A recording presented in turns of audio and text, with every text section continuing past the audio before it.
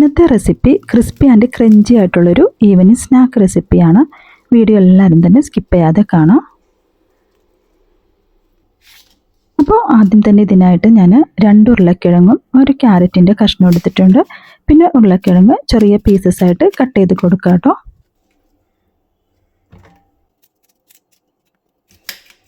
ഇനി ക്യാരറ്റും ഇതുപോലെ തന്നെ ചെറിയ പീസസ് ആയിട്ട് കട്ട് ചെയ്യാം. ഇനി ഇതൊരു കുക്കറിലേക്ക് മാറ്റി കൊടുക്കുന്നുണ്ട്. 1 കപ്പ് വെള്ളവും കൂടി ചേർത്ത് അടച്ചു വെച്ചൊരു 4 വിസിൽ വരുന്നത് വരെ കുക്ക് ചെയ്തെടുക്കാം. പിന്നെ സവാള ചെറിയ പീസസായി കട്ട് ചെയ്തൊന്ന് മാറ്റി വെക്കാം കേട്ടോ. ഇനി വേണ്ടത് ഒരു ബൗളിലേക്ക് 2 കപ്പ് മൈദയാണ്. പിന്നെ ആവശ്യത്തിന് ഉപ്പും 1 ടേബിൾ സ്പൂണോളം റിഫൈൻഡ് ഓയിലും കൂടി ചേർത്ത് കൊടുക്കാം. എന്നിട്ട് വെള്ളം ഉപയോഗിച്ച് നല്ലതുപോലെ മിക്സ് ചെയ്യാം. നമ്മൾ ചപ്പാത്തിക്കൊക്കെ കുഴയ്ക്കുന്നത് പോലെ കുഴച്ചെടുക്കാം കേട്ടോ. ഇവിടെ 2 കപ്പ് മൈദയ്ക്ക് 1/4 കപ്പ് മുഴുവനായിട്ടില്ല, അത്ര വെള്ളമാണ് ഒഴിച്ചു കൊടുത്തത്. ഇനിയിപ്പോൾ നല്ലതുപോലെ തന്നെ ഇതൊന്ന് കുഴയ്ക്കാം കേട്ടോ. എന്നാലും ഒരു മാവ് നല്ല സ്മൂത്തായിട്ട് വരത്തുള്ളൂ. പിന്നെ ജസ്റ്റ് ഒരു 10 മിനിറ്റ് ഒന്ന് റെസ്റ്റ് ചെയ്യാൻ വേണ്ടി മാറ്റി വെക്കുന്നുണ്ട്. അപ്പോഴേക്കും എന്താ ഉരുളക്കിഴങ്ങും ക്യാരറ്റൊക്കെ നല്ലതുപോലെ വെന്ത് വന്നിട്ടുണ്ട്. ഇതൊന്ന് നല്ലതുപോലെ ഒന്ന് ഉടച്ചെടുക്കാം. ഇനി ഒരു പാനിലേക്ക് ഓയിൽ ഒഴിച്ചു കൊടുക്കുന്നുണ്ട്. പിന്നെ വേണ്ടത് ഒരു 1/2 ടീസ്പൂൺ പെരിഞ്ജീരകമാണ്. പിന്നെ ജിഞ്ചർ ഗാർലിക് പേസ്റ്റും പച്ചമുളകും കൂടി ചേർത്ത് കൊടുക്കാം.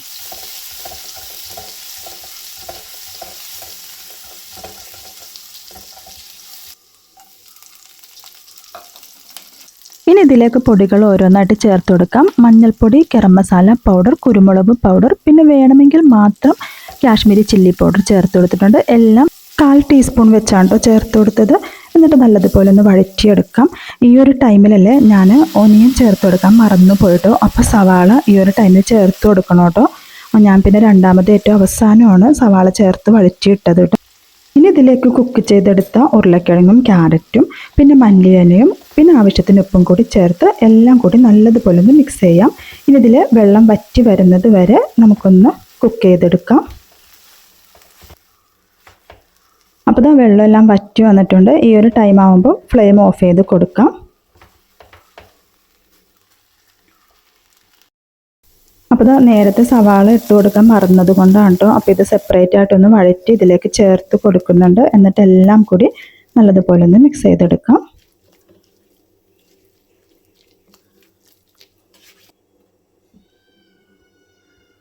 ഇനി ഒരു ബൗളിലേക്ക് 2 ടേബിൾ സ്പൂണോളം മൈദയും പിന്നെ അല്പം റിഫൈൻഡ് ഓയിലും കൂടി ചേർത്ത് നല്ലതുപോലെ ഒന്ന് മിക്സ് ചെയ്ത് മാറ്റി വെക്കാം കേട്ടോ. അപ്പോൾ ഞാനിവിടെ മാവ് റെസ്റ്റ് ചെയ്യാൻ വെച്ചിട്ടൊരു അരമണിക്കൂർ ആയിട്ടോ. ഒന്നും കൂടി ഒന്ന് കുഴച്ചെടുക്കുന്നുണ്ട്. എന്നിട്ട് ഇപ്പോൾ ഇത് 4 പീസസ് ആയിട്ട് ഇതുപോലെ കട്ട് ചെയ്ത് ബോൾസ് ആക്കി എടുക്കാം. ഇനി മൈദ സ്പ്രെഡ് ചെയ്ത് കൊടുക്കാം. പിന്നെ നമ്മൾ ചപ്പാത്തിക്ക് പരത്തുന്നത് പോലെ നല്ലതുപോലെ തന്നെ ഒന്ന് പരത്തിയെടുക്കാം കേട്ടോ. ഈ 4 ബോൾസും ഇതുപോലെ തന്നെ ഒന്ന് പരത്തിയെടുക്കാം.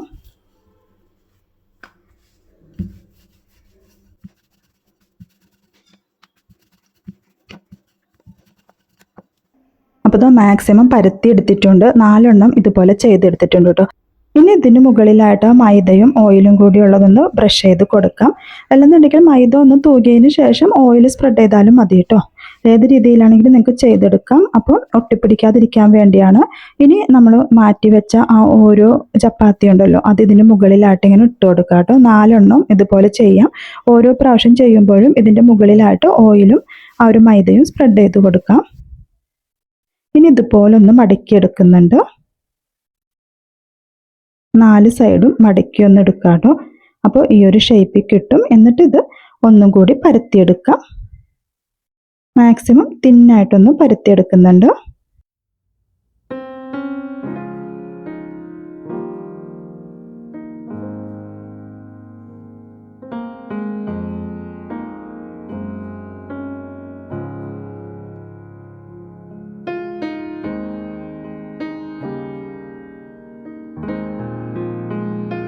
ഇനിയിപ്പോൾ ഇത് ലെവലാക്കി എടുക്കാം കേട്ടോ. അപ്പോൾ ഞാനിതുപോലെ 2 സൈഡ് ഒന്ന് കട്ട് ചെയ്ത് കൊടുത്തപ്പം ആ ഒരു സ്ക്വയർ ഷേപ്പിൽ കിട്ടിയിട്ടുണ്ട്.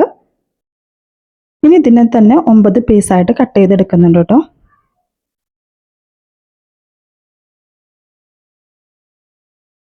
ഇനി ഓരോന്നിൻ്റെയും നടുക്കായിട്ട് ഫില്ലിങ് വെച്ച് കൊടുക്കാം.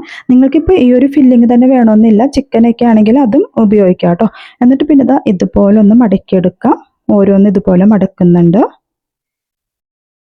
ആ ഒരു സമൂസയുടെ ഒക്കെ ഷേപ്പിലാണ് ഞാൻ ചെയ്തെടുത്തത്.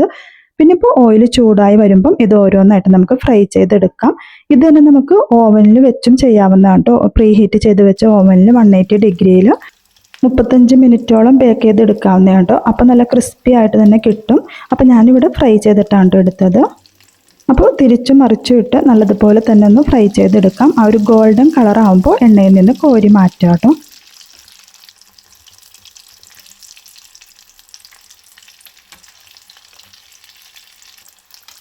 അപ്പോൾ ഇതുപോലെ ചെയ്ത് നോക്കി നിങ്ങളുടെ ഫീഡ്ബാക്കൊക്കെ അറിയിക്കുക. ഇന്നത്തെ വീഡിയോ ഇത്രയേ ഉള്ളൂ.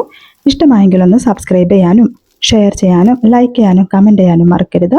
അടുത്ത വീഡിയോയുമായി കാണുന്നത് വരെ ബൈ.